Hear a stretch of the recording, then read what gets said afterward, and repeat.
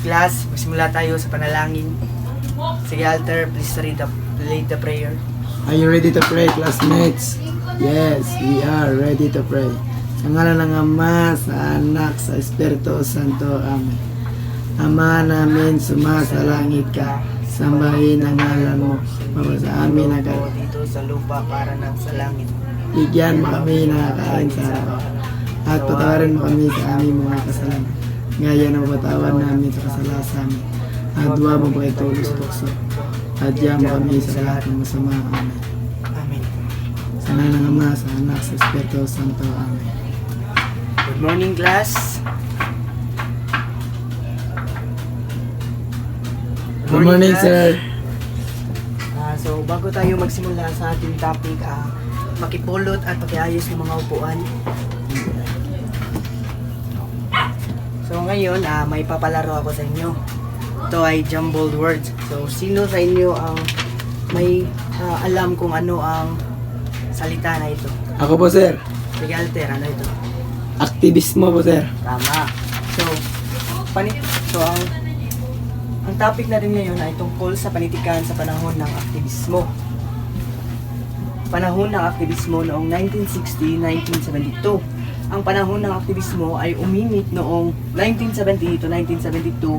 Maraming kabataan ang mga naging aktivista upang humingi ng pagbabago. So, may tatlong mahalagang pangyayari sa panahon ng aktivismo. So, first, nagsimula dito sa Pilipinas ang aktivismo nang magsimulang mamulat ang isipang Pilipino sa mga pang-aliping ginagawa sa atin ng mga mananakop. Unti-unting nagpapakita ng paglihis sa paksang relihiyon ang mga manunulat sa panahong iyon. Relihiyon na ito itinakda ng mga may kapangyarihang Kastila sa kanilang mananakop. So, ikalawa, sa mga panahon na sinakop ang Pilipinas, ang mga Amerikano ay naranasan na rin ang aktivismo ng maramdaman ng mga matatalinong Pilipino na lahat ng ginawa na pagtulong ng mga Amerikano sa Pilipinas ay may kapalit para sa kanilang pansariling kapakanan. Pangatlo, ang mga akda na isulat sa panahong ito ay nagtataglay ng mga katangian ng diwang nasyonalismo o pag-ibig sa bayan. Ang diwa ng mga akda ay may himig ng paglaban sa kolonyalismo. So tayo ay dadako naman sa mga manunulat ng panitikang revolusyon.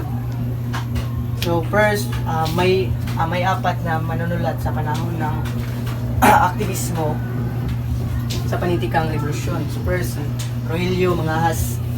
So si Rogelio Mangahas ay isang kilalang manunulat sa Pilipinas. Nagtapos siya ng Pilipinolohiya noong 1965 sa University of the East. Bago maging guro sa De La Salle University at St.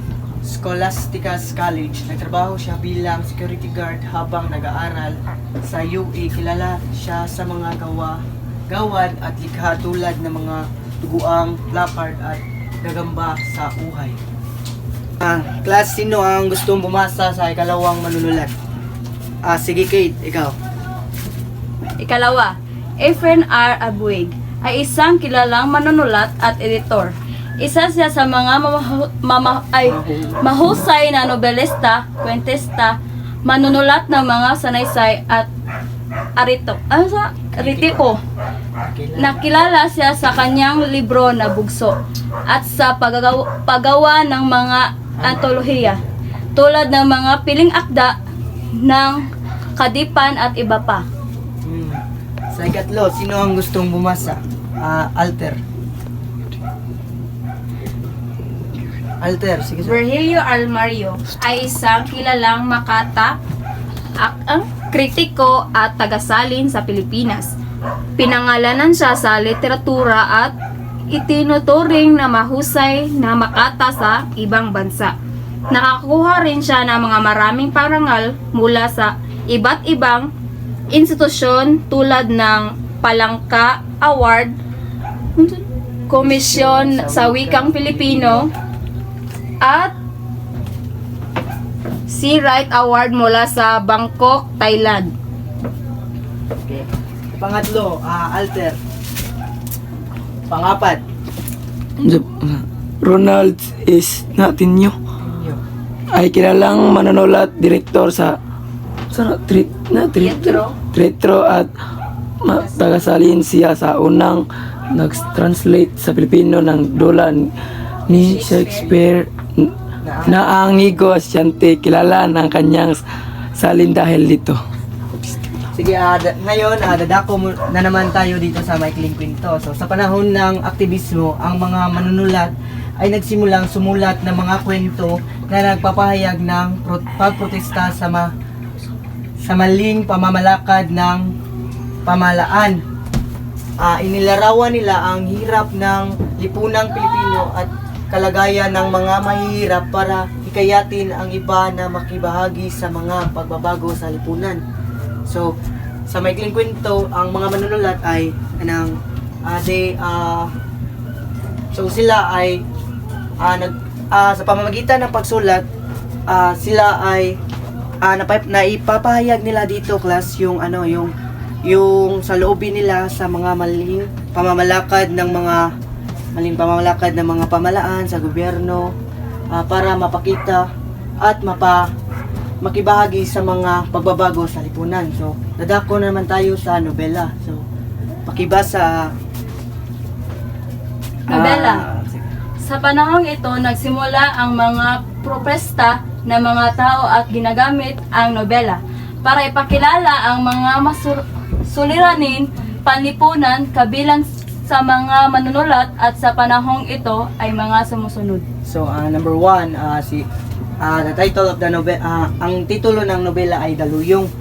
So, ang sumulat nito ay si Lazaro Francisco noong 1962. So, pangalawa, Alter. Luha ng sana. Luwa ng Buhaya. Luha ng Buhaya. Amando V.